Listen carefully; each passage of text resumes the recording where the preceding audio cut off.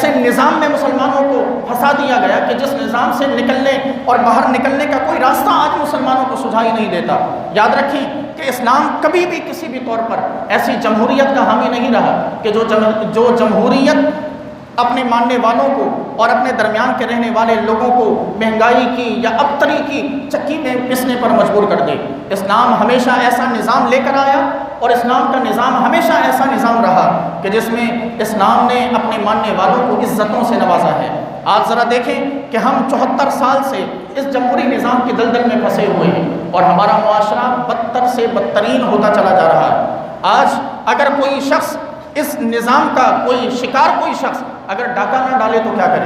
اس نظام کا شکار کوئی شخص اگر خودکشی نہ کرے تو کیا کرے؟ اس نظام کا شکار اگر کوئی شخص آج کے اس دور میں چوریاں نہ کرے تو کیا کرے؟ کہ اس کے پاس کھانے کو اس نظام نے کچھ باقی رکھا ہی نہیں، اس کے پاس اپنے گھر بار کو چلانے کو اس نظام نے کچھ باقی رکھا ہی نہیں۔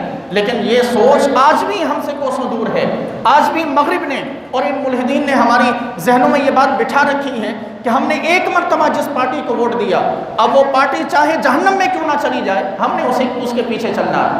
یہ اندھی شخصیت پرستی، یہ اندھی تقلید ہمیں کہیں کا نہیں چھوڑے گی۔ اگر اندھی تقلید کرنی ہے تو ایسی ذات کی کریں نا کہ جس پر زندگی بھر کبھی کوئی کرپشن کا الزام نہ لگا۔ ایسی ذات کی اندھی تقلید کریں کہ جسے ساری زندگی اس کے دشمن بھی صادق اور امین کہتے رہے ہیں۔ ایسی ذات کی اندھی تقلید کریں کہ جس کے لیے جو اپنے دشمنوں کے لیے بھی کملیاں بچھاتا رہا ہے۔ ایسی ذات کی اندھی